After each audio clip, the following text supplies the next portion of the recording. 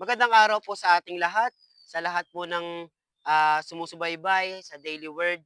Nawa po makatulong po ito sa paglago sa ating spiritual at paalala po sa atin araw-araw na pamumuhay bilang mga anak ng Diyos at mga disipulo ng Panginoon. Tayo po ay mag-aral at magnilay-nilay muli ng salita ng Diyos, no? At itutuloy po natin ang ating series na The Book of Proverbs o Book of Proverbs series, no? Ang ating text po ay magmumula sa Kawikaan 27:1. Babasahin po natin sa Tagalog. Sabi do'n, "Huwag kang magmamayabang tungkol sa bukas sapagkat hindi mo alam kung ano ang dadalhin ng araw." So sa English translation naman po, sabi, "Do not boast about tomorrow, for you do not know what day may bring."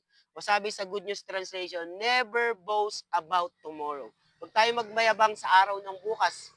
So yung Proverbs 27:1 po, ay nagpapaalala po sa atin na maiksi lang ang buhay. No, ang pahayag